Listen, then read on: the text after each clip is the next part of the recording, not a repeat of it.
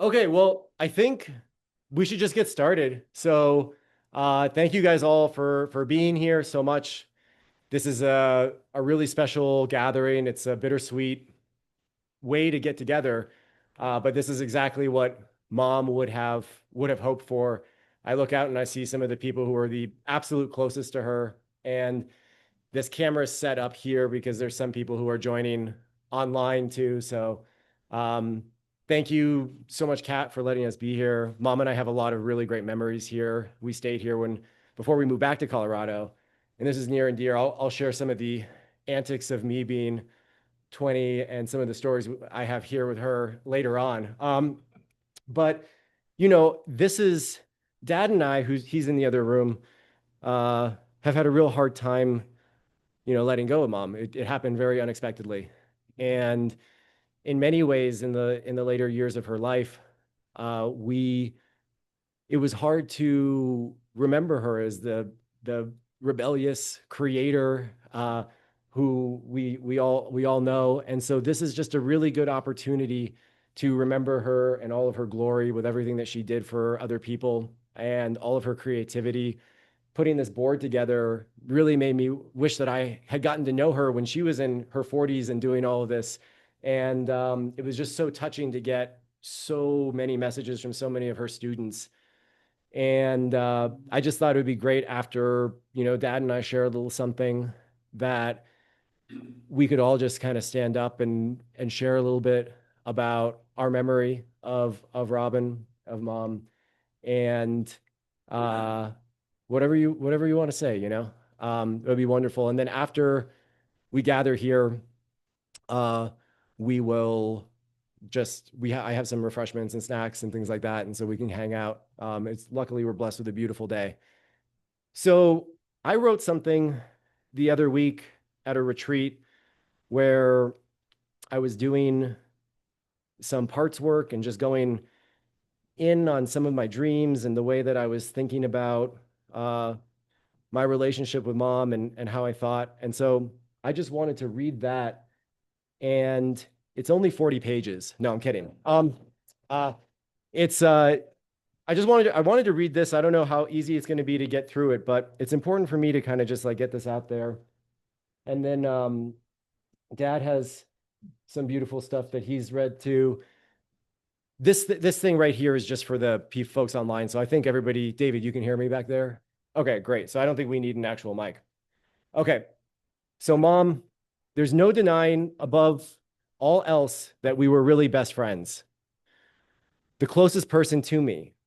There was very little we actually didn't know about each other, and that may not be common for a parent-child relationship, but I think it should be. It was really you and me against the world. Dad, of course, played a very big role, but much of the time it was me and you co-navigating. It could be a nighttime drive with the cats to get ice cream, a trip to Kinko's to print flyers, a rush over to District 11 to get them into the boxes, one of the Barnes and Noble nights, or one of the trips to the post office to look for checks to see if we'd be able to pay the mortgage that was on its third refinancing. My upbringing was very non-traditional. When I left school in the second grade to be homeschooled, my curriculum was making cold calls and stuffing envelopes for plays.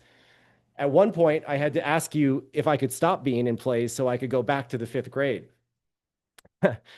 But you gave me responsibility, so much, and it really shaped me. It shaped me because you trusted in me so much. When your mom dies, you expect to be sad. It's your mom. But with you gone, it's not really just that I'm sad, I'm void. There's something like a missing piece. I've been trying to figure this out, and all I can rationalize is that energetically, my biggest champion and my biggest believer is gone. Energetically, I feel that. You were really my biggest believer, way more than most moms. No matter what activity or sport I picked, you were behind it fiercely. Even skateboarding, even when I went goth, you supported my interest in Marilyn Manson and spent way too much money that we didn't have at Hot Topic on chains and earrings and black lipstick and nail polish and incense. When I got suspended, she even took me to see Marilyn Manson. And was supported when I talked to him on the phone as a 13-year-old, which most parents would not be. When I got suspended from school, you stood up to Mr. Ellsbury and told him he was wrong. But more importantly for music, you saw my talent and you risked everything to get me back to New York City to study. You drove me to New Jersey to see the best clarinet player in the world every week. And we did lose everything. We lost the house. It didn't work out, but we worked it out. We built a new business in Westchester together, as rough as it was. And it wasn't just you, it wasn't just me that you believed in. It was so many kids, countless children you touched. You had an eye for talent, importantly, hidden talent. You were able to bring out the artist in shy children who had no friends, who had no outlet, who had no belief in themselves. And sadly, sometimes whose parents were too distracted to care. But you cared, like Peter Pan bringing Tinkerbell back, getting the audience to clap if they believed. Hey, Chris. Time and time again, what a perfect time for the Peter Pan reference. Captain, you showed your belief and you helped children blossom and grow. And it wasn't vapid or blind belief, it was your magic. You shared your magic with them, your creative spark. It was contagious. And once others found that feeling of being their own creator, their power was unlocked. You were a master manifester, and you shared that gift with so many. And that was the greatest gift you shared with me, the creative spark. And just on that note, as you're here, there's some really great things to look at here that she wrote that I've highlighted in blue. It just really showed how attached she was to children and how they show us their own feelings about how they love, and that children are the real believers of beauty and the truth. And she really believed all this, and she really, really helped so many people that way. Spiritually, I believe every soul chooses their parents for some specific set of challenges we incarnate to fulfill. And that's why I chose you to be my mom, and why I came to you years before in your vision that you shared with me of a grown man, of me now begging to be born, right around the time that you met Dad. I wanted to experience your creativity and your entrepreneurial drive, your ability to believe. These shaped me, and I'm so grateful. And when I realize how important that gift is, I can't accept to just be void of your belief. To say, oh, mom is gone, that part is gone with her, is not fair to the world. To not carry your torch. Just because I lost you in this physical form, I vow to keep sharing my creativity with the world like you did. Not with drama, but with all my other missions that you love so much. And being able to share my spiritual belief system with you in these last years was amazing. You'd sit in awe listening to me, so comforted by the belief that we all share a soul, and that we've had many lives together, and that we choose to be here together, as we will choose to be here together in other lives as well. I know you are deep in the bliss I know and remember, that you know and remember, the bliss where I can connect to you anytime to channel that creative spirit that I wish to embody. And as you experience your reunion with our soul tribe, Puri and Zeke and Dolly and Mac, welcoming you home, you can remain a part of my life and Dad's life and all other earthbound souls whose lives you've touched. You'd be a hard spirit to forget, and forget you we will not. And you're welcome to join us again anytime as a new creature who crosses our paths, perhaps as my child, and I can be the protective father you never had, to share the belief that you shared with me back to you. Thank you, Mom, my biggest believer and my best friend forever. Thank you. It's hard to get through those words, but it's also so empowering for me just to know that her belief in me and her belief in everybody else was a prototype to learn from and to be able to embody. And when I think of Mom, when I think of Robin, I think I will always remember that kid brain that didn't know that things were impossible and just always had that belief. And that's what's so special, and that's what I hope lives on in her memory. Thank you guys so much for listening.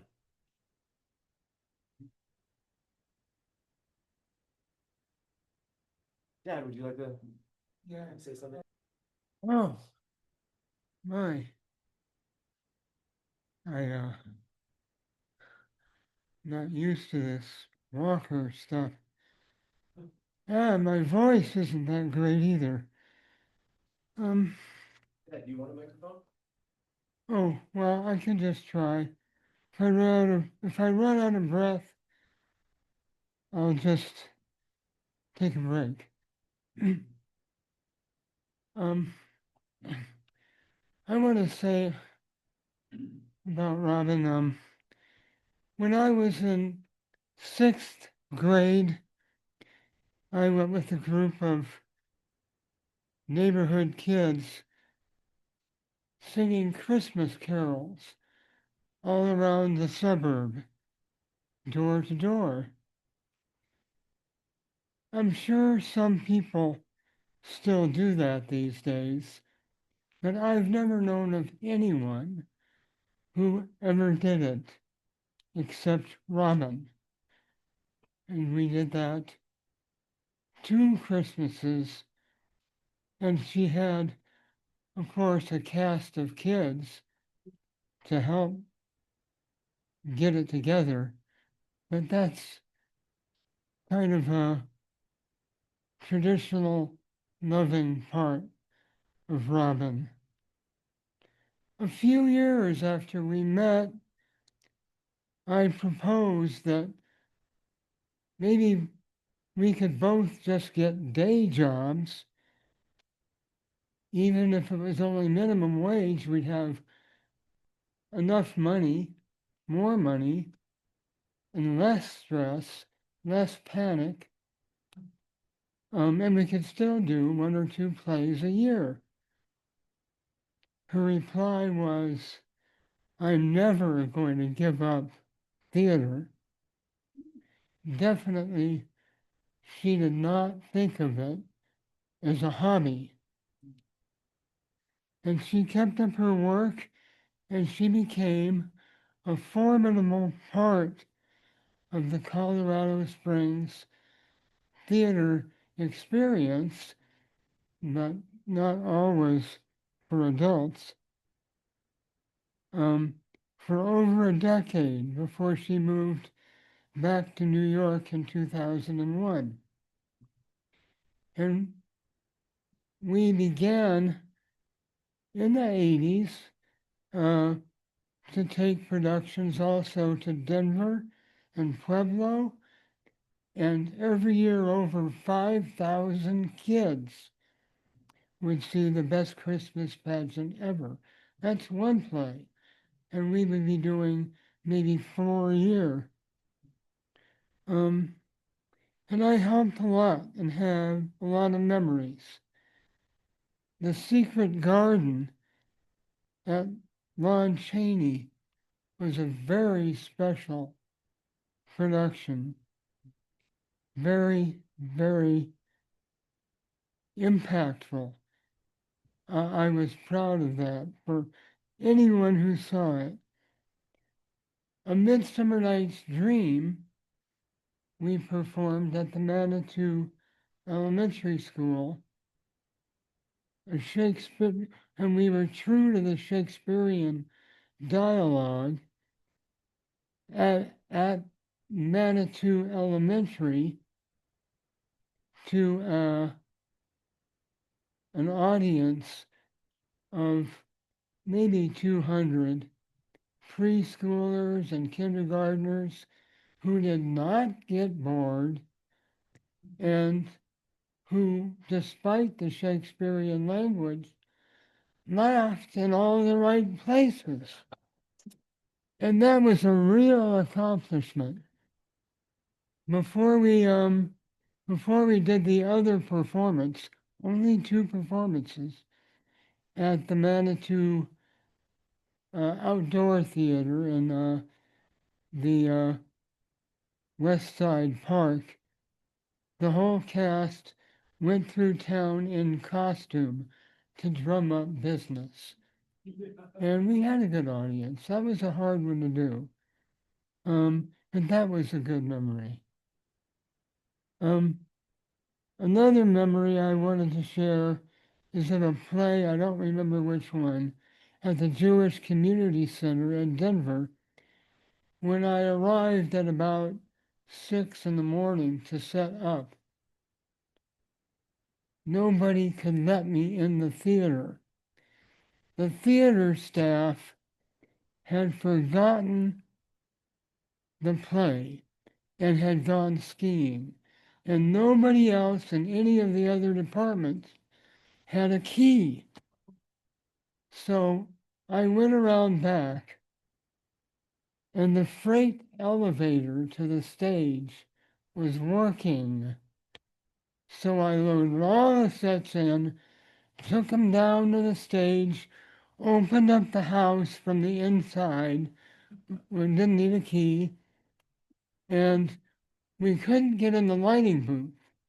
But fortunately, I had our lights, which were good enough, and we did 3 shows for 1,400 kids, packed up and went home without, it's like breaking into a theater to do a play. And that is,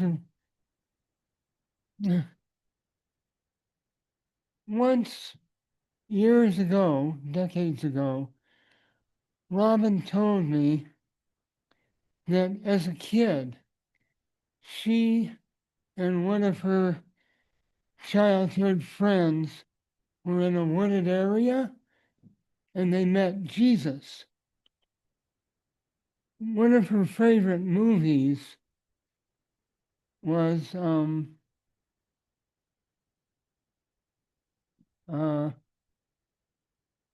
no, I can't remember the name.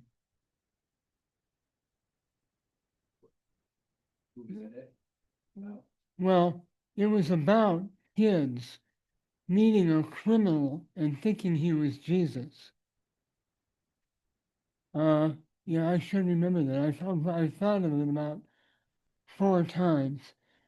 But as a teenager, she saw that play about that movie about 10 times. Um, uh, um, but anyway, she said she'd met Jesus, and lots of times I would tell her something I remembered was written in the Bible, and she'd tell me, Jesus would never have said that. And maybe I believe her.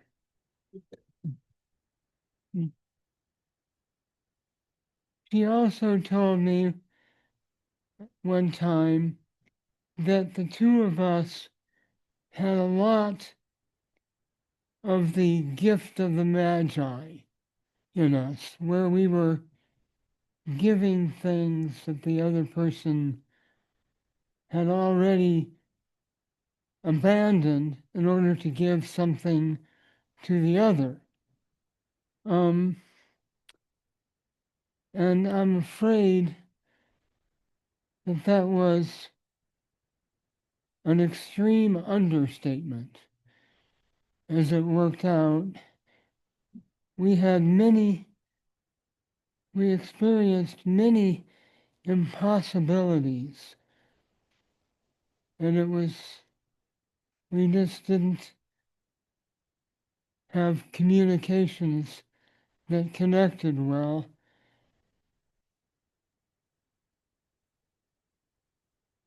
And it is a profound sorrow to me that I failed inexplicably to set it in happy cement where it could have, should have been easy. I was so busy needing her to listen to my needs that I couldn't appreciate or hear her needs. And I failed her very deeply. As a determined artist, Robin achieved the most unbelievable kind of success. Not the kind of success measured in financial solvency, but of manifesting the power of her heart, of a temperamental and perhaps insane heart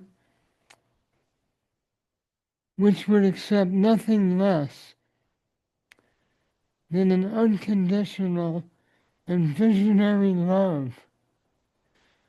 Overall, in the material complexities of nature, which is the passion and blood and the life force of other millions of desperate artists over all of recorded history. And that's all I had to say. There was a song I wrote long ago, uh, after we were together and apart, and I was helping her still with sets and things. And I can't sing it. I'll try to recite it. Um, Nobody else ever made, I can't sing, me their world. Nobody else set their life in a world. Nobody else wanted to be the girl with our dreams hand in hand through dark fates to her.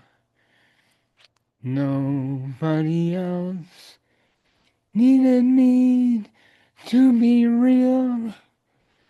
Nobody else made my life theirs to steal. Nobody else would prescribe how to feel with precarious fears. I tried vainly to heal. Nobody else is a turned away door. Nobody else a path traveled no more. Nobody else a bleak land to restore. To a runaway heart in a fairy tale time that nobody else loved more. And I'll stop there. Thank you. And anybody else with any other memories and any other thoughts, please come and share them.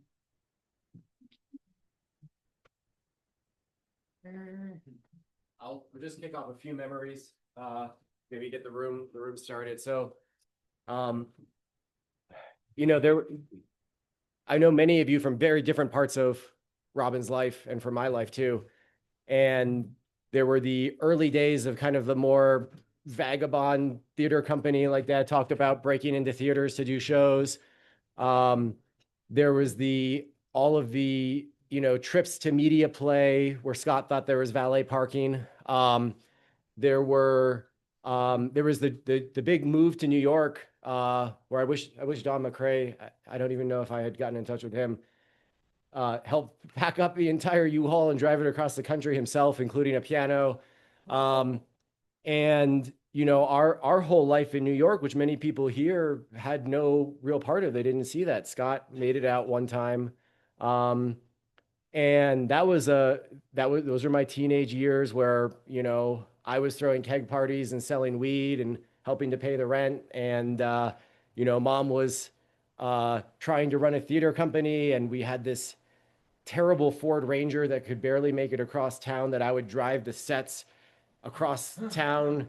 And the cops, it would be puttering, and the cops would be behind me saying, "Get that piece of shit off the road." Um, and so, and then there were the years where I went to college and it was Boston, and she would come up and visit, and eventually she kind of just ended up. My friends used to joke that she was like a bird that would migrate north because we started in New York City basically, and by the time we were done, she was all the way up in Ridgefield, Connecticut. Next stop was probably Canada, and she, when COVID hit, she was working with children. And I remember coming back from Mexico and telling her to stop. And her landlords, she was already behind on rent, and her landlords wouldn't renew her lease. And she couldn't make rent because she couldn't work with kids. And this is before all the PPE money came in and protected people. And so I bought an RV and drove across the country to pick her up and move her back to Colorado, where I decided I'd buy a house. And I said, "Mom, just the one thing that I ask of you is please have the house packed." "Oh, of course, no problem." I got there and the house was not packed at all. And so, here I am with these two dogs driving across from California out to Connecticut to move her back. And that journey was one that she loved the most. I think of her memory. She would talk about that. She would talk about how she wanted to write a documentary about it. And I wanted to, that was one regret, is that I wish that she and I had actually written something, because it was a very trying time. I was trying to do a big project for Mark Zuckerberg at the same time of moving my mom across the country when she wanted to wash all of the broccoli in Clorox because she was afraid of COVID. And we had two dogs, and I was still a big drinker back then. And so in the nights I would get drunk and angry, and it was a drama, to say the least. And we ended up back here, um, in a house that she had never seen and she hated when she first saw it. And I thought, how can you be picky? I just bought a house for you. But luckily, that house fell through, and we found another one after living in a trailer park for a month and a half together during COVID. Um, and that was the restarting of this chapter. And that was when I met Niels, the first time. Came to help tear out carpet in this house. Uh, and that was the kind of the beginning of her senior years here in Colorado. And there's a lot more memories about that too. But I thought maybe that's a good framing of kicking off some stories. If anybody else has anything they'd like to jump up and share. David, please. Mine go back further. Good.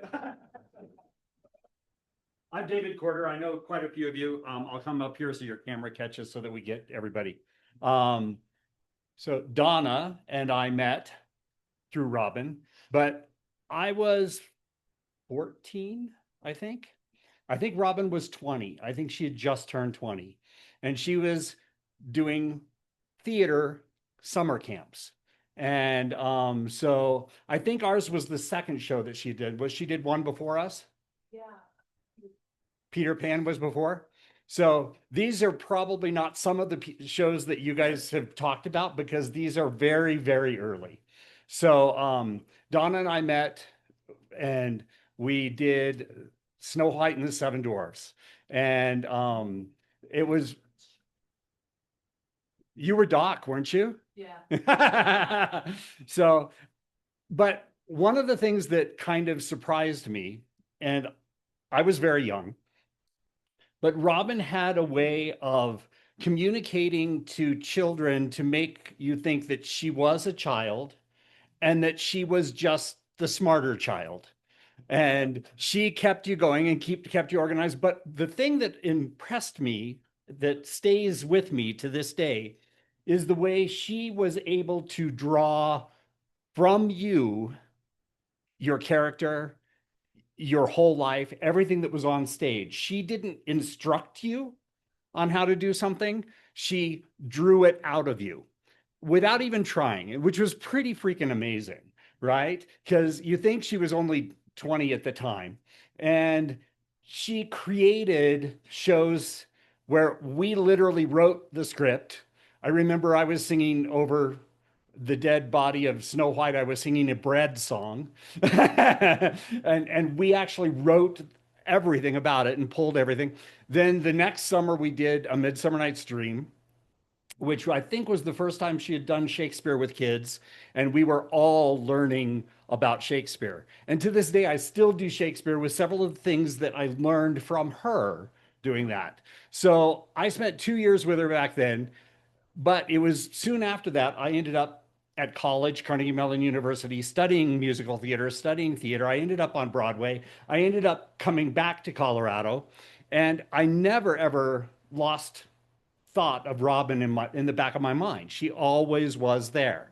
Um, and then when she came back here, we reconnected, and I helped do Fantastics. I helped do uh, tomorrow. Man, Annie. I did Annie with her. I was like, can't think of anything. But I mean, I was working side by side with her at that point, and there was a different connection in working with her than working for her. But it still had that same love of trying to bring something out of somebody else, right? She was never the one that said, do it this way. She was like, let's figure this out. And it was just a wonderful, wonderful thing. So I got to work with her before and after, and I watched her evolve as a director, as an actress, and it was really, really quite wonderful. I, to this day, have always said that Robin was one of the most influential peoples in my life because she came in at a time before I knew what sexuality was, but she established a baseline for me to be who I was, and never any judgment from that woman whatsoever. So she's an incredible woman. I'm blessed to have known her.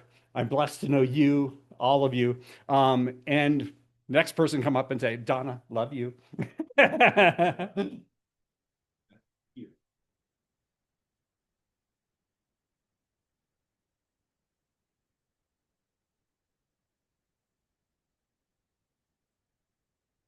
Everybody, I'm Nick, good childhood friend of Nika's. And so in that, I was got to spend a lot of time with Robin.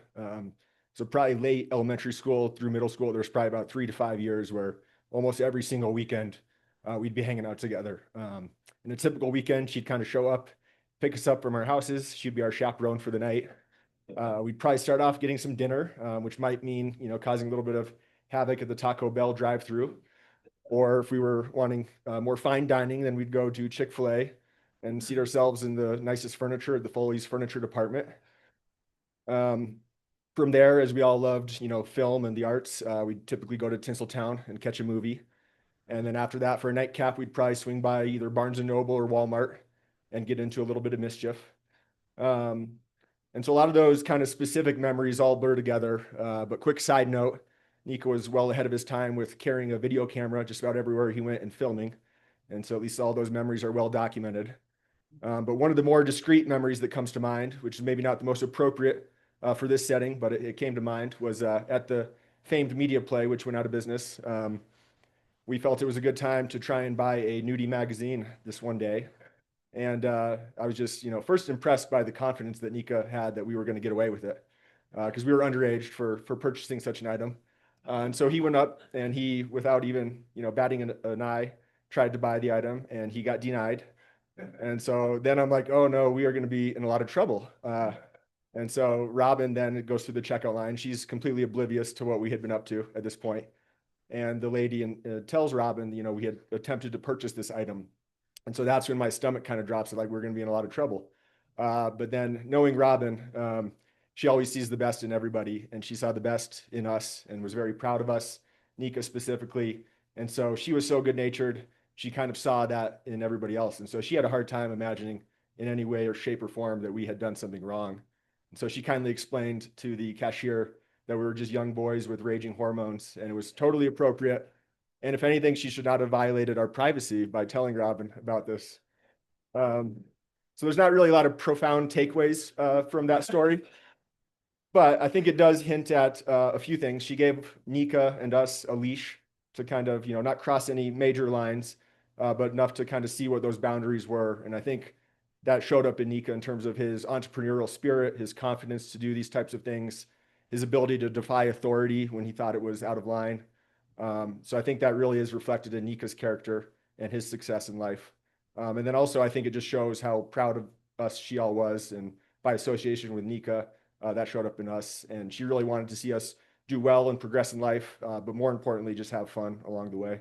And so I'll always cherish the memories that we had with her.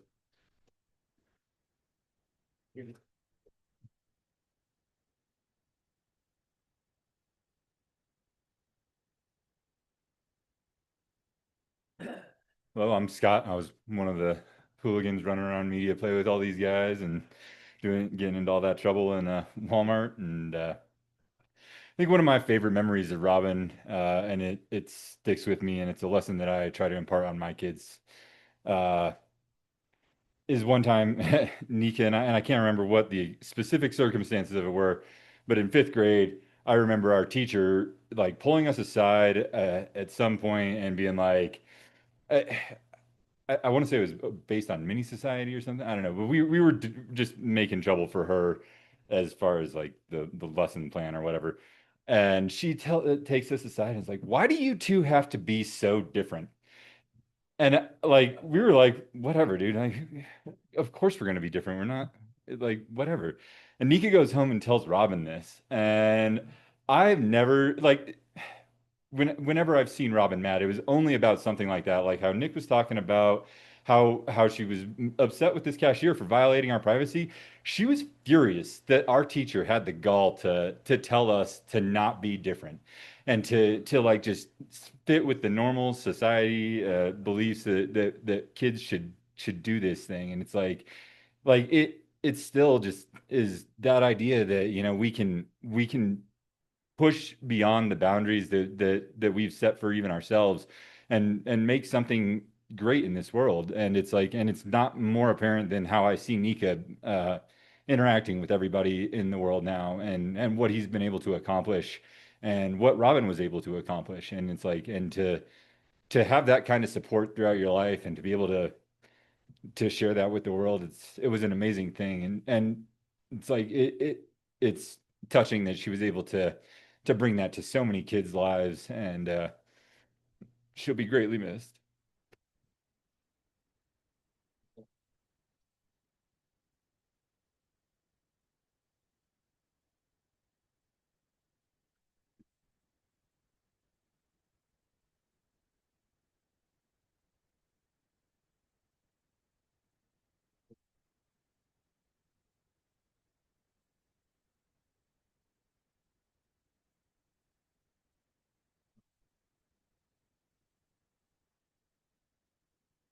I'm Chris. I'm an actor. That's what I do for a living in Los Angeles. And I've had some nice success in my career. I got a movie coming out in theaters actually this summer. I'm playing the villain, and it's a long, hard battle when you're in the arts. And it's funny because when I was here in my late teens, early 20s, Robin gave me such a unique opportunity by, like people have said here, just no judgment. And when you're an artist and you have like a thread of the belief that sharing stories is important and expressing art and recognizing, plays and writers, when you truly believe in that, somebody has to do it or it's not there. The gift of art is not there. And I think if Robin had $1 million, she would do exactly what she did her whole life. Um, she gave me a long leash eh, for plays. and just being, as we all experienced that knew her, her, one of the things that was so beautiful about her is that she had such a personality, you know, and such an opinion, but the love and the generosity that she shared was like so profound. I remember one, this is a horrible story. Doesn't make me look good, but I was doing stand-up comedy I would come from like working with Robin in the day, um, teaching and rehearsing, and then I'd go and do stand-up comedy at night. And we were doing Jungle Book. I was playing Shere Khan, the tiger, and I'd gone out the night before. I was doing stand-up comedy. I was just completely hammered. But I had to show up in the morning for this play, and I was like, I didn't sleep really. So I show up, and I tell the kids, I'm like, listen, because there was a mattress back there. I said, I'm going to lay down on this mattress. When my part comes up, shake me, tell me what scene it is. And then that's how the play went. And I was sleeping. They'd be like, this is the part where Malcolm, and I'm like, come out, oh, it's the tiger, run around in the little tiger costume. And she absolutely knew what was going on, but, no judgment, just full of love. And she gave me so much confidence in who I was as a performer because of the amount of love and care that she had for artists in general and for the love of storytelling, which when I came to LA was interesting because I was disappointed when I went to LA and I did theater in LA. It wasn't the same experience. It wasn't. And I was like, wow, you know, you're grateful for things when you look back on them. And I didn't take it for granted at all because I loved it. But I wish I would have been, I think I did tell her, how special it was and how special she was. And I hope that she knows because the opportunity she gave so many people was so profound. And, I know that there was always struggling to make the money when you're an artist. But I think that was part of the beauty of it. And it was for me. That's for me what meant something. Like if it wasn't, if it was polished, if it was clean, if it was manufactured and commercial, it wouldn't have meant anything, I don't think. The fact that we packed houses, we packed theaters and I remember, you come in with the sets and I remember you hanging out there and those memories were so, so very special. And I think that she was truly an artist. And if she didn't do it, it wouldn't have happened. The plays that she put on, those stories that the kids got to see, if it wasn't for her, they wouldn't have seen those stories. Nobody else would have done it. And that's very important. And that's something that carried with me my whole life as far as telling stories, making movies. I don't do plays really anymore, but movies are very similar. And she gave me that passion and she gave me that confidence. And um, I give her all the thanks in the world for it. And she was a beautiful person, and so are you, buddy. All right. Love you, Robin.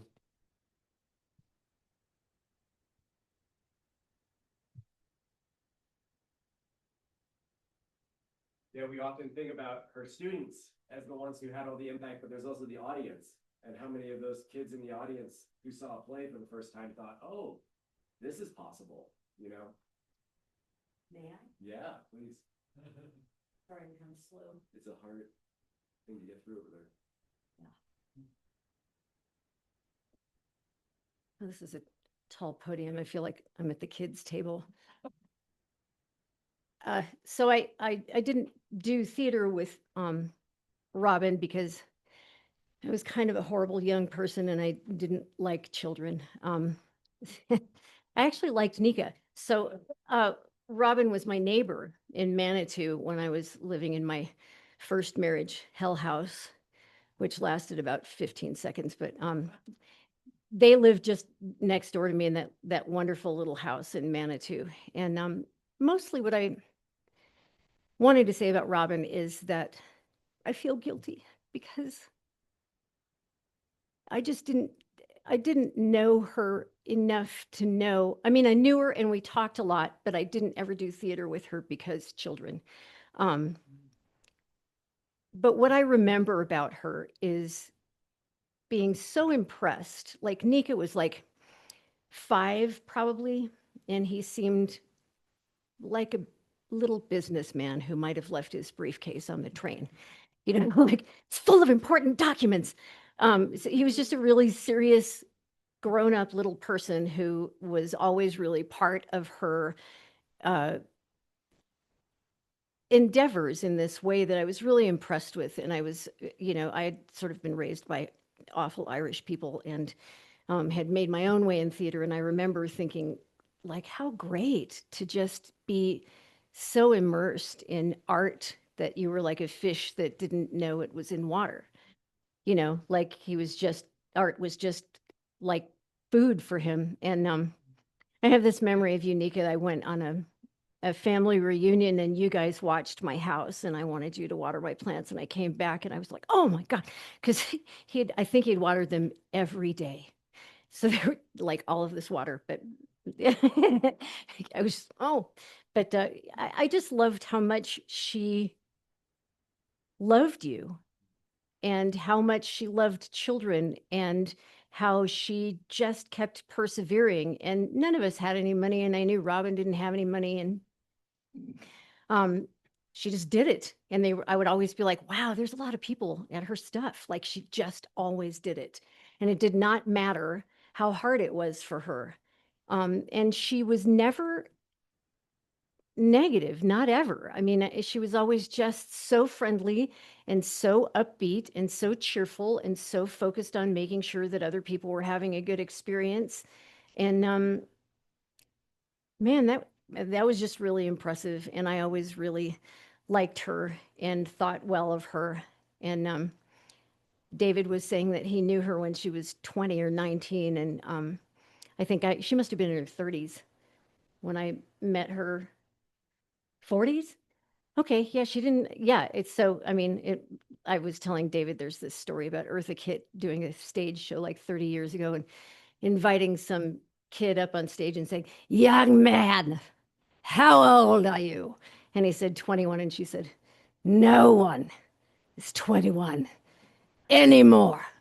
Which kind of, I just think of that with Robin being so young. It's just amazing that you can know someone that long and that she just stayed in this community doing these wonderful things. And so I just thought she was wonderful. And I was really lucky to know her. And I was really lucky to know you when you were just a tiny little businessman. And so thank you. And thank you, Robin, for everything. I hope you have a wonderful journey in the stars.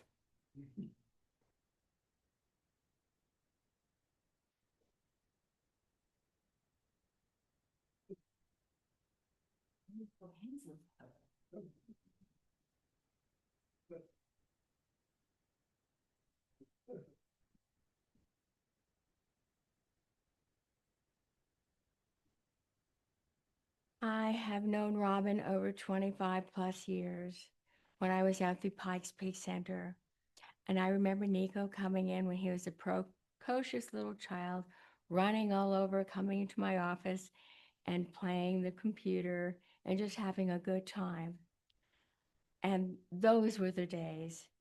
She was so special in many ways. She used her multiple of talents and resources to benefit the children's theater and helped actors develop their talents while getting them to enjoy performing. No judgment, just to have fun and enjoy playing the part. It was tireless effort on her part to accomplish this. She never gave anything up. We spoke all the time, texted every day, couple of times a day, with regard to shows that she was thinking of, and we would brainstorm. The most impressive thing that happened that helped me with Robin is I volunteer for the Down Syndrome Association.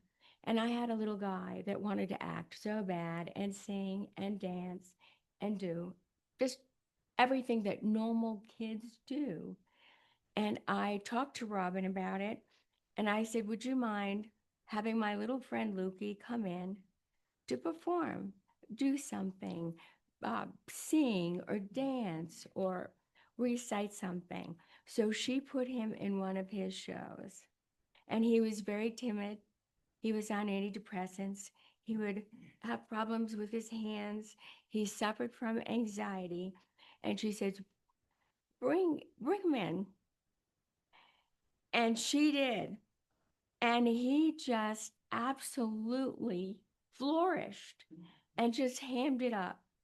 And she helped him so much that not only did he get to singing and acting, but he also got to do some dancing and started getting involved in more, church projects and things like that. Because if he didn't have that support from Robin, I don't think he would have ever made it. She was such a kind, caring, wonderful, trustworthy, supportive friend.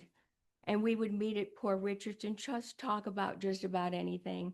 And of course, she loved her dog, Zeke, from here to the moon. He was just her world at that time. And when he died, it was really devastating for her. And she talked about Nico a lot. When he was gone, she would just cry, "Oh, he's gone. I don't know when he's coming back." And I was always trying to support her that you would never lose that. That is very precious. Your son is just very precious because, needless to say, he is part of who you are and what you are. And I love Robin very much. And Nika, I feel like I've known you because we've talked about you so, so much. And the only thing I could say is wherever Robin is, because I feel that we're all connected to each other. Our souls are all connected. We choose who we want to be with on this earth. And wherever she is now, I truly feel in my heart of hearts that she is on the other side and that she is with Zeke at this time. And Robin, I love you and I thank you for the kindness and support that you've shown me in my life. And I shall never forget you and love you with all my heart. Thank you.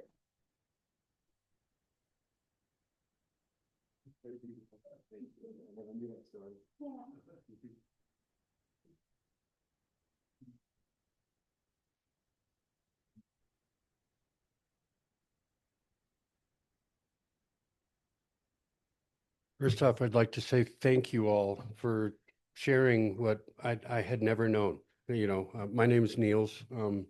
As Dominic mentioned, I think it was 2018, something like that, something around there that we first met, and I was doing well, of course, the carpet rip out first, but it ended up doing the renovation on their home and went through many things. And so Robin and I got to share hours together every day. And it actually became a therapy session for both of us, actually, that became quite fun. And um, I wrote a card to Nika, and I remember the first time I heard her saying that, Nika, you know, well, I met him as Dominic, like, who's Nika, you know, and I asked, who's Nika? What are you saying? And this unbelievable glow came about her.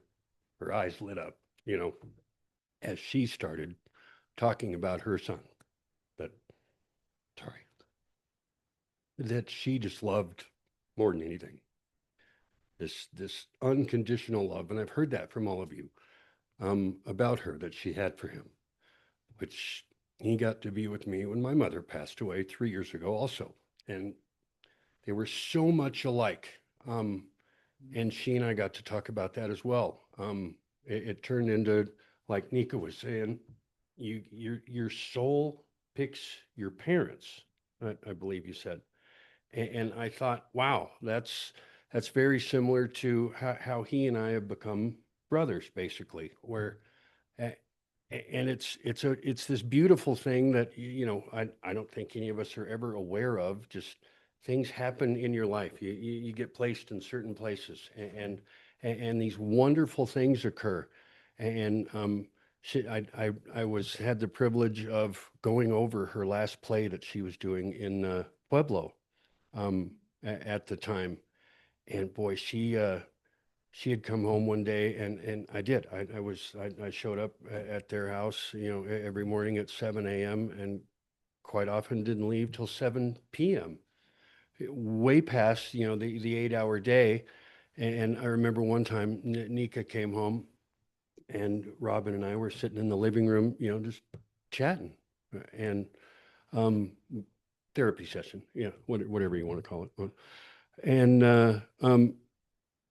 later he asked me, he said, how long do you guys do this every day? And I said, sometimes hours, and of course, part of the beautiful heart and soul that she had instilled in him, he says, you can put those hours down, you know, that's fine. I don't expect you to sit here and, you know, right, make my mom happy. And I said, no, it's my pleasure. I love spending time with her. She was that beautiful person, that wonderful spirit, that wonderful soul, that and we had a ball, and it is so nice to see and hear the people she talked about quite often. All of you, come up and share your experiences. Your acting, and all of the people that whose lives she was able to touch, and it truly is a joy and a pleasure. And I just know that, right, I got to see and hear his loss when she passed, and it is beautiful to see the people whose lives she touched. So thank you very much, Robin. Thank you. Love you very much.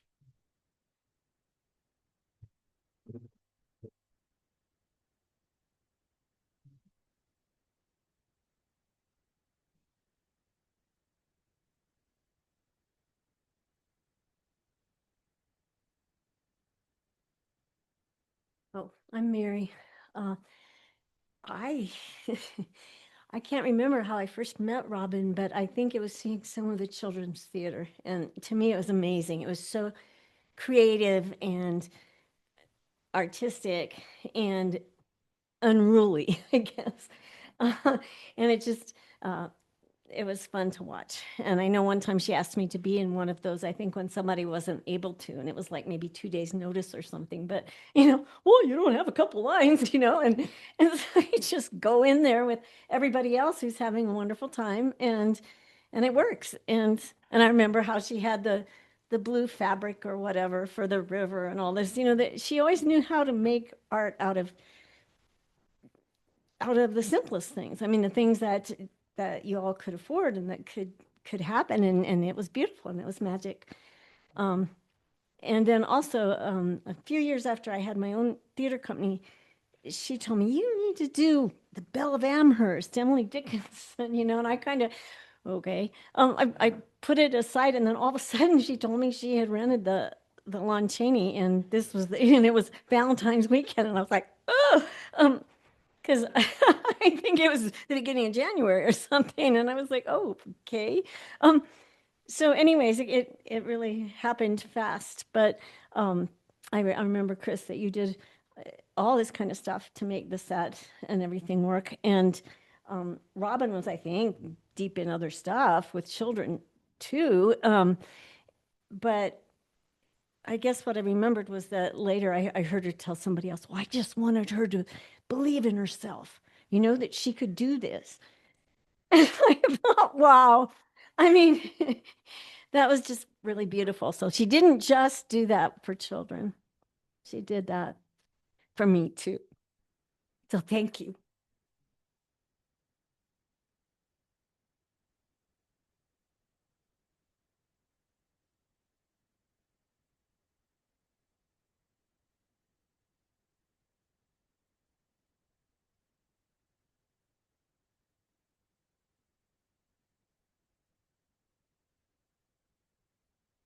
My name's Barry. Actually, it was my wife and kids that probably had a closer relationship with Robin, but many times we had dinner together, and I got to see the secret garden at Lon Chaney, and well, we did quite a bit together, really. Went to some of the cast parties she had at Fargo's Pizza, and well, one reason I wanted to come up is Chris seemed to be lamenting that he hadn't done as much for Robin. And the way I remember it, Chris, you did a hell of a lot for Robin, getting those sets together all the time. Whenever he went to New York when she needed you to go to New York, and I guess I remember mostly Robin was very welcoming to everybody, and she always made you feel like you were important. So it was good memories.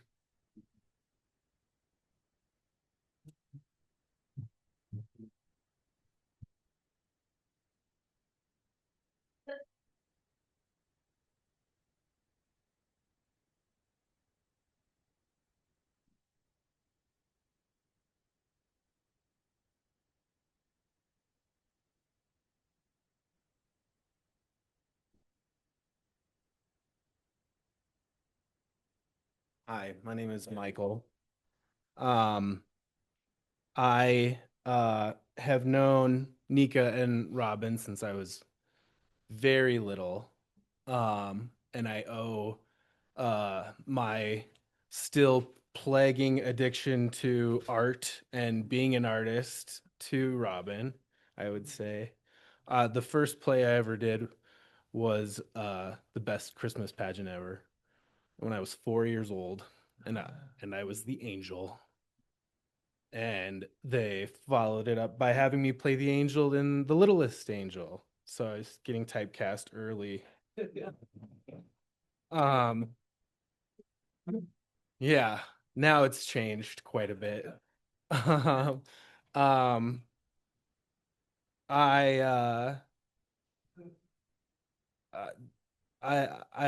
I can't express how important that was for me when I was that age, and still, it was like finding a place where I felt really at home on in the theater and around the theater and working with kooky artists and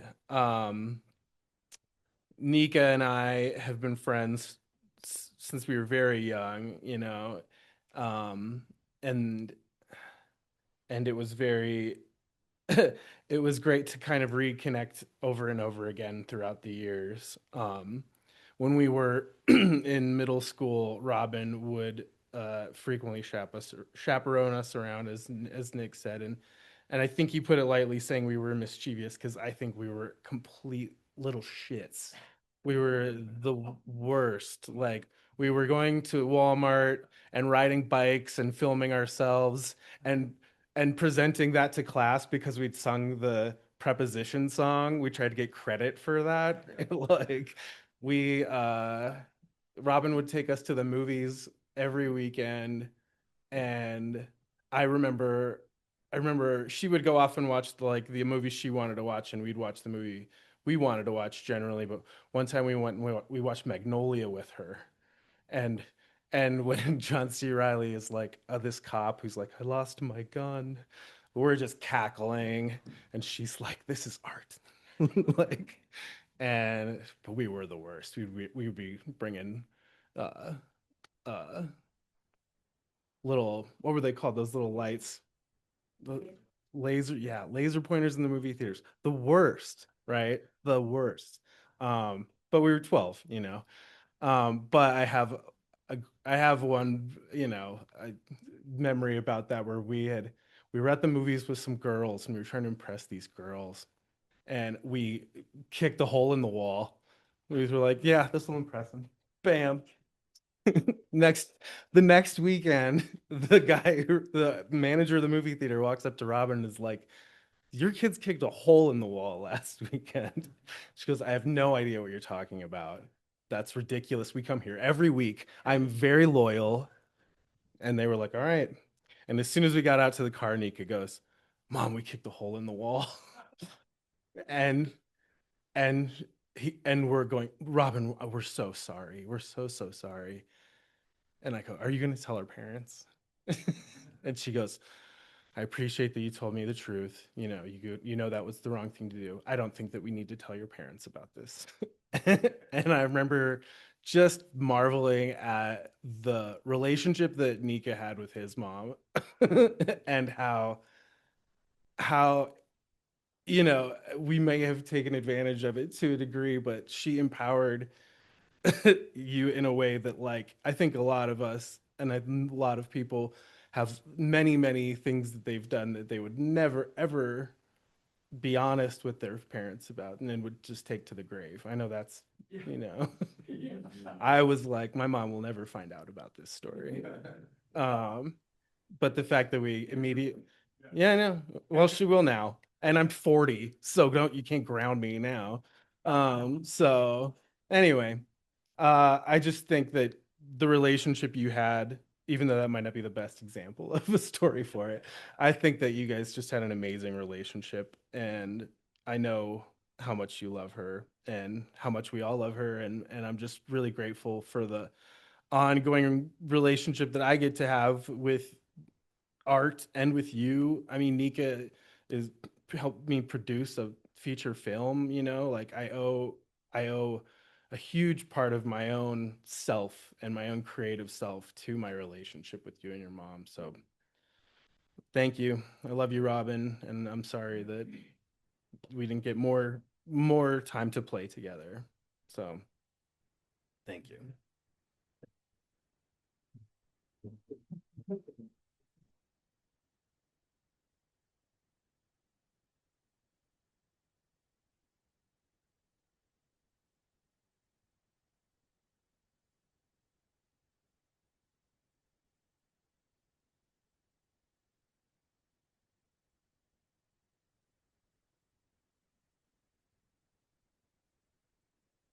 I feel like one of the Beard children has to say something. Yeah. So I remember first getting to know Robin and Nika when my little sister Emily went to kindergarten and came home with like a little stuffed tiger and said, "Oh, this boy in kindergarten, I was probably in second grade, this boy gave this to me, Nika." And I don't think that was the only thing you gave her. It was like these little presents. Yeah, and I remember thinking that was really special and just thinking like this is really cool.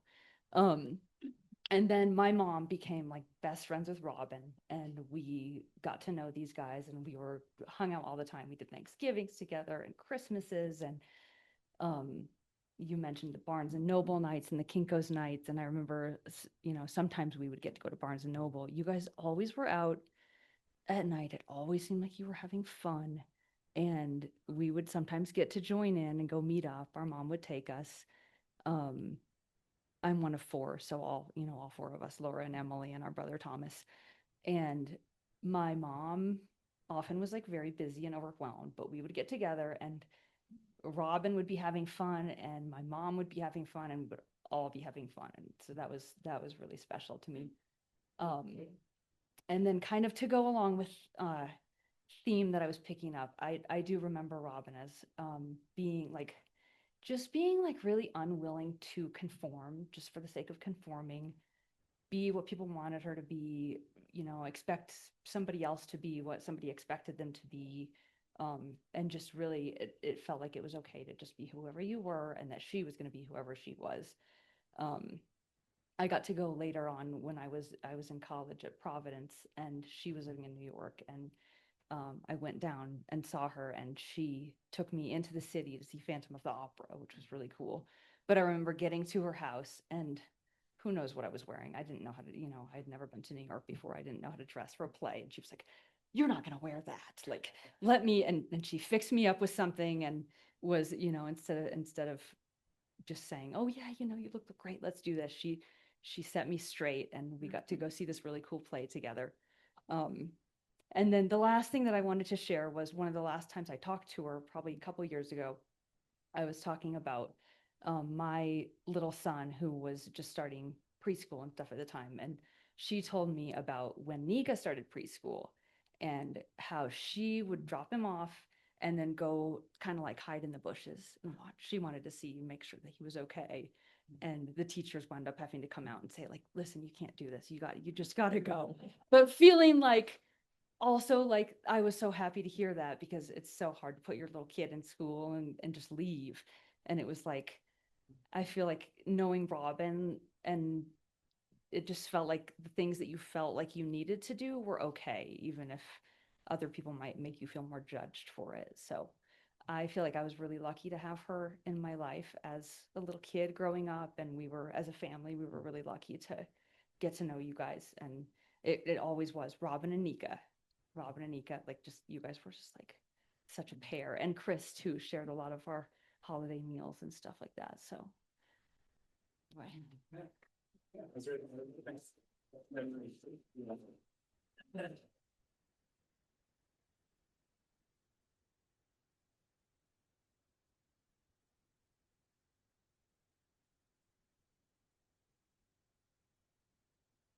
While we're waiting for somebody else, I'll just mention the oh no, please come on.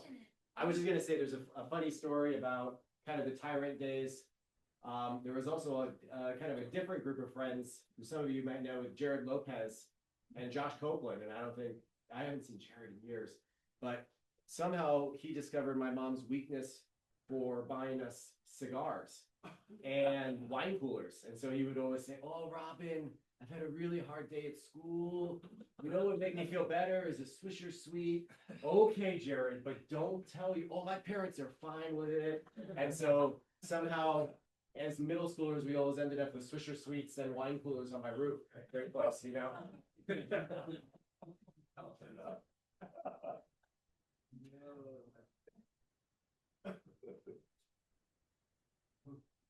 Hi, I'm Kat. The last time I talked to Robin in person was this summer in the park down here in Manitou. In front of the spa, we had a pianist playing Chopin out the garage doors so everybody in the park could hear music. And I was there with my puppy. I had just recently gotten this very puppy that wanted to run around a lot. So I ended up having to take the puppy and walk around the park. And there I came upon Robin, who was sitting there. And we talked, of course, we always talked, of course, about two things: dogs and Nika, always. And so she was very thrilled to meet Posey, my Pomsky. Um, and she, we just had this incredible last conversation. I texted her since then. We would talk, or I think we called each other, but I didn't, that was the last time we just sat together. And she and I go back to at least, I'm going to say, the 90s, 80s. I don't know, way back in there, because of course she did some children's theater at the Smokebrush Theater. And she was always texting me about another show she wanted us to do together. She did this for about 35 years. She was always coming up with an idea of a show we should do. And I think that was one of the last things we talked about. We were going to do, you could name about 20 shows that we were going to do. She came to a show I had done the year before in Manitou at the MAC, where I'm leading on this crazy piece of art that I made for the show. And she saw it in the show hanging on the wall and texted me like, "Where'd you get that?" I'm like, "Well, I made it for some show at the MAC. Boy, I really like that. I'd sure like to find something like that." And she texted me for a while about this. And one day I said, "Robin, guess what? It's yours. You go pick it up." And I was sitting back there looking at it, and I can see why Robin liked it so much. It's got these eyes shining out at you. She was so direct. She liked animals and she liked children. Adults, I mean, yes, but not as much as children and animals. And I just feel like this just spoke to her so much because it's these gleaming eyes of light. And so I was so happy to just say, "You just take it." She she was always just, she'd text me and say, I really like that great big weird pumpkin you've put out on your property for Halloween. And she would notice all these things that most people, I mean, yes, some people notice big pumpkins, some don't, but she did. She just noticed the things you do to to to bring light to others. And that was her gift. She could do it, but she also appreciated it. It would make sure that you knew that she saw it. And so, Robin, I see your light. I feel it. Every time I walk into that park, I think about us sitting there together that last time. And anyway, thank you all for being here.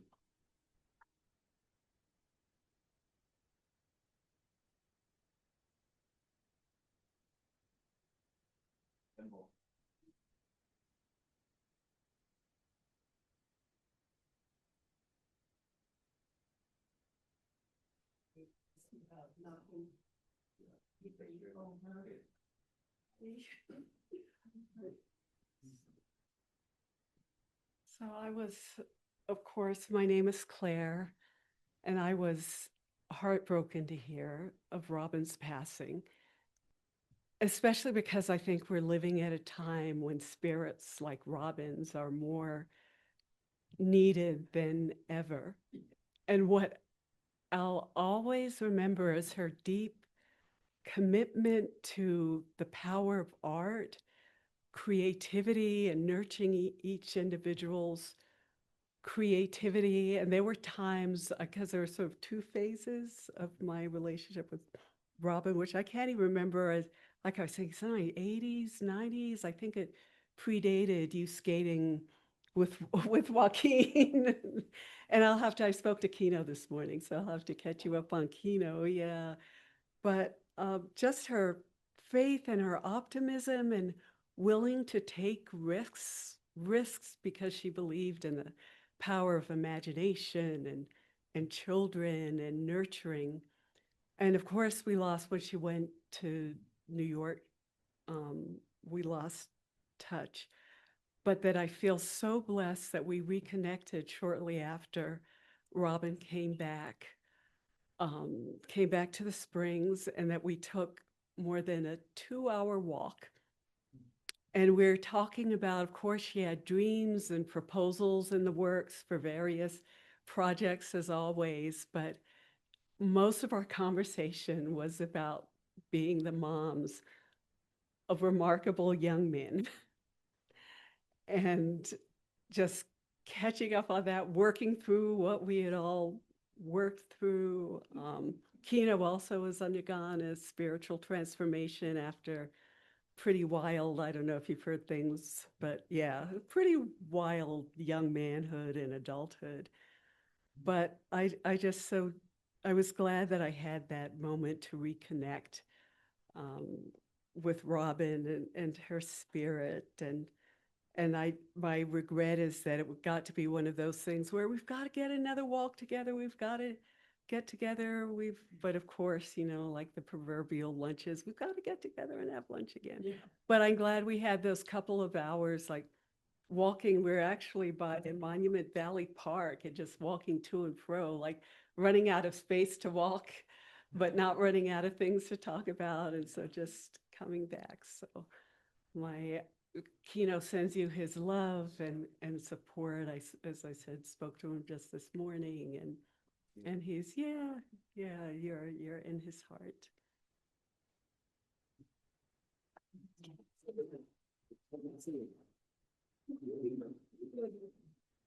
What's your name? I'm not looking at the top.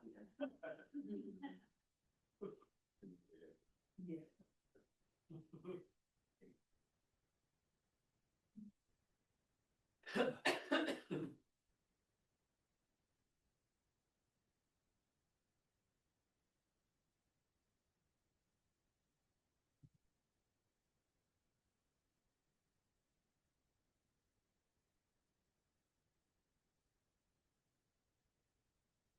That is the strangest. I'd be happy to discuss it. it actually reminds me a little bit of Robin. I mean, if you really knew her, I mean, she was one of the most authentic people that I've ever known.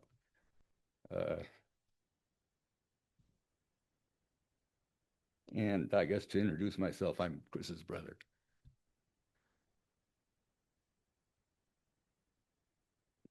And we've known Robin. I mean, I was there for the Secret Garden performance with my mother. And several other performances. But there was just something about Robin's, she was real, she was authentic, and she was always excited. She had this energy about her that she expressed a lot. And I see that in Nika also. I see that there's a lot of aliveness and a lot of energy and a lot of interest and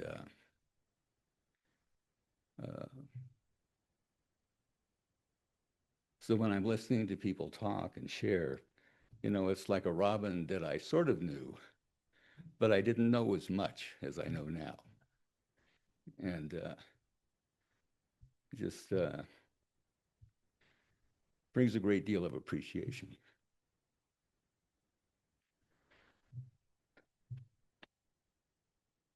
So I feel really touched. And I always get this way. I've done a lot of memorials. I've had a lot of students that have passed, and there's always kind of a sadness, but it's sort of a sweet sadness. Because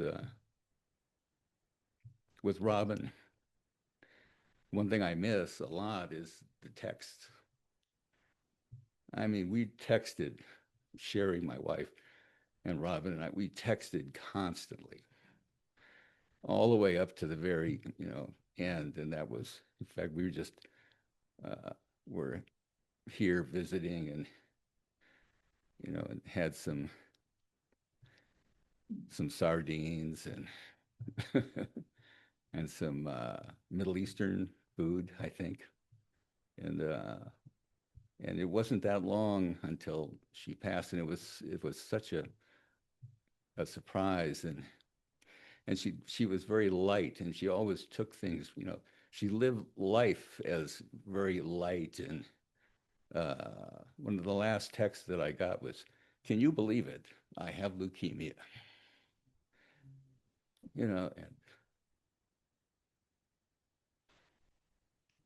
And she was making light of it, but I was thinking, my God, that's, that is serious, And so I was, we were texting back and forth, and we're planning the next visit and, what we're going to do. And, but it never happened. And so I also feel that sometimes, like Chris is very real and authentic too. He's very honest. And he really feels things in a way that, he expresses his feelings from his heart much more than a lot of people I know. And I don't think that he realizes how much Robin really loved him.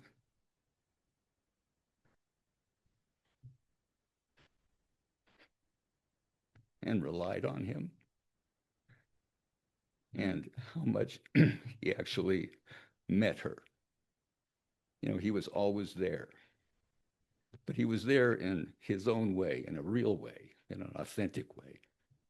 And I think that she really appreciated that. And some of the last texts that I received from her kind of conveyed that, that there was really an open heart, honest sense of what their relationship was and what it meant. So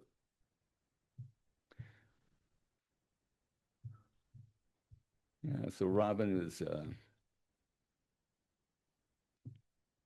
exceptional, brilliant, creative gift that many of us here kind of had the privilege to to, experience. So that's about all I have. This that kind of personifies, I think, her radiance, and all of the different ways of expression. So it's good.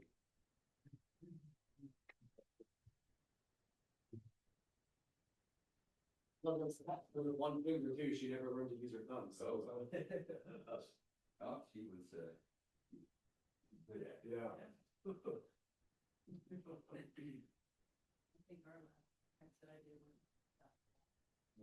Yeah. Yeah.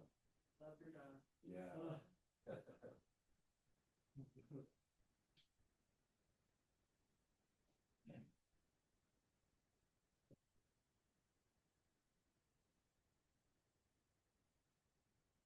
I'm Priscilla, and so amazed to be here and see all of you people who loved her so much, and especially you, Nika, to finally see you after hearing about you nonstop all these years. I first met Robin almost 45 years ago on the rooftop of Commonweal, which was owned at that time by Barbara Reeves. Some of you might remember Barbara, an equally magical person. And Robin lived in what we called the Enchanted Cottage up on Oto. And I got to know her much better when I started working at the Bemis Art School, which then was, and may still be, but then it was a particularly special place. The people, the artists, the teachers were all like Robin, creating magic for the students, the children.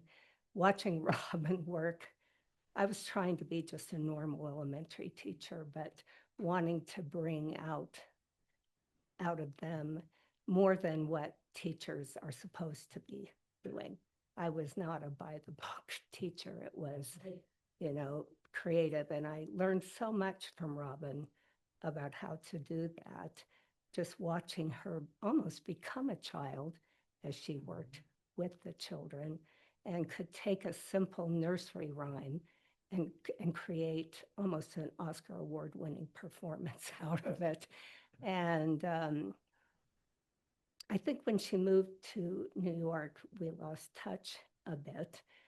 But when she came back, and I got married and kind of moved out of town, but I was here for, I can't remember if it was Emma Crawford or the Coffin Races or whatever. And I heard this voice, if you can imagine, in the crowd downtown, this voice that was so uniquely Robin. No one has talked about her voice, but her voice was also as unique as she was. And even, a year or two later in Walmart, she's scrounging, looking for something in Walmart. I heard her voice, and it could only be Robin. We have communicated the last 13 years or so through Messenger and have followed what she's been doing. And oddly, I lost my husband, and she was so sweet to connect and be so loving and supportive. I don't think she really knew Jeff, but she looked up on Facebook everything about him, about me, and was just really lovingly supportive. And grief, as you know, it can be debilitating. And she kept saying, let's get together, let's get together. Long story short, I was finally getting to a point where I thought we could get together. And I'm looking through Messenger and found, I've just never been so shocked. I don't care how old she was. I thought she'd be with us forever, just that kind of spirit. And I just came really today to meet you and to tell you what a difference she made in my life and obviously in your lives as well. So thank you that you brought us all together to remember her today. Then I also have some Indian food from the little place that Robin loved a lot. So we'll have some Indian food. I don't know if there's enough Indian food for everybody, but we'll share. We'll split well. And you know, for me, and hopefully, you know, we can have some more sharing as we kind of break out and stuff like that too. But this has been really such medicine. So thank you. You know, you are all here in many ways, you know, to experience source or life or God or whatever it is, you know, as its own perspective, right? And to hear all these different perspectives about my mom was so valuable. So thank you. One of her favorite books was Franny and Zooey, and she loved this section. And you know, I don't know if you haven't read the story, it basically is that I believe I'm probably gonna get this wrong, but Franny gets this kind of like anxiety where like she has to keep saying, I think it's the Lord's Prayer, like again and again and again, and she keeps smoking cigarettes and she can't sleep. And um she's having this conversation at the end. And this is going to ruin the book for anybody who hasn't read it because it's the very last paragraph, but bear with me. And so Franny, looking extremely tense, nodded. I don't care where an actor acts. It can be in summer stock. It can be over a radio. It can be over television. It can be in a goddamn Broadway theater, complete with the most fashionable, most well-fed, most sunburned looking audience you can imagine. But I'll tell you a terrible secret. Are you listening to me? There isn't anyone out there who isn't Seymour's fat lady. That includes your Professor Tupper, buddy, and all this goddamn cousins by the dozen. There isn't anyone anywhere that isn't Seymour's fat lady. Don't you know that? Don't you know that goddamn secret yet? And don't you know, listen to me now, don't you know who that fat lady really is? Ah, buddy. Ah, buddy, it's Christ himself. Christ himself, buddy. For joy, apparently, it was all Franny could do to hold the phone, even with both hands. For a foolish half minute or so, there were no other words, no further speech. Then, I can't talk anymore, buddy. The sound of a phone being replaced in its catch followed. Franny took in her breath slightly, but continued to hold the phone to her ear. A dial tone, of course, followed the formal break in the connection. She appeared to find it extraordinarily beautiful to listen to, rather as if it were the best possible substitute for the primordial silence itself. But she seemed to know, too, when to stop listening to it, as if all of what little or much wisdom there is in the world were suddenly hers. When she had replaced the phone, she seemed to know just what to do next, too. She cleared away the smoking things. Then she drew back the cotton bedspread from the bed that she had been sitting on. She took off her slippers and got into the bed.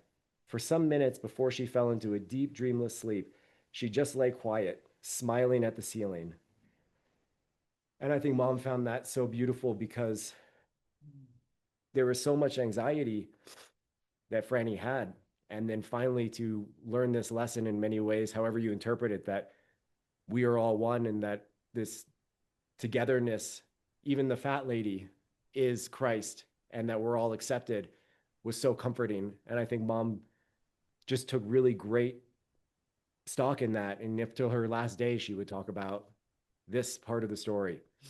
And that was beautiful. And, you know, not to get into too much of, you know, the last days or last hours, but it was incredibly fortunate that Dad and I were both there holding her hand during her last breaths. And I are next door neighbors to Dominic and Robin. Robin formerly, before she moved to another house. Just want to say we were very privileged to know Robin. The thing that impressed me most about her was how she always had a dream. When we would talk, she would talk about the next play, the next class that she'd give for kids. So I just want to thank you for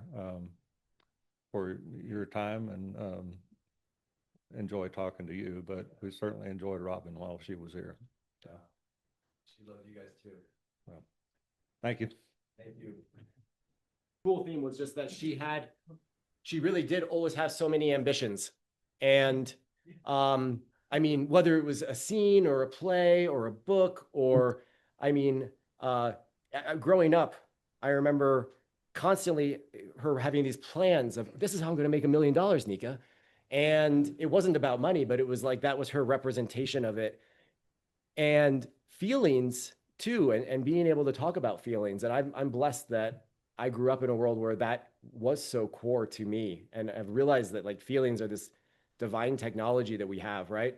And so in reading and putting all this stuff together, which I've got to put a bunch of posters back up because of the duct tape, lost this ambition. I realized that like really there's this one really cool thing in this little program over here where it's like all of the children who are playing this part, like the first one, the King Rat, what great title. She also wrote their ambitions. And just about a week ago, I've been trying to think about what to do with my new program. And I was like, you know what I should call, you know what I should do is I should call it Ambitions. I'll make an app called Ambitions where everybody can go and share their ambitions and then kind of help each other manifest and create identities to realize this and bring this into like material world. Because what better way to meet people than ambition first? And so then hearing all of you talk about that and all of her ambitions and seeing how much she valued ambition in everybody, it feels just really aligned. For letting us be here. This was a near and dear space to Mom and I. I can remember being immature and having many parties in the hot tub with lots of drugs and alcohol, and Mom being very worried about where I was and calling the cops to see where her son was. And this is before you think you took over. And me thinking, oh my God, the fucking cops are here. What am I gonna do with these drugs? You know? But the property is amazing. We have this outdoor area. I'll put out some stuff in the table back there. The food should be here soon. This is Robin's urn. Rather than buying some shitty engraved thing that we didn't care about, this is a beautiful box that she had made when she went back to college in her 70s. And so come take a look at the pictures that she chose to put together of her life. There's great ones here. This was my stuffed animal that I loved. This flannel pattern was part of our life in Maine. And this hat was something that she always wore that I got her in Japan, which is now my hat.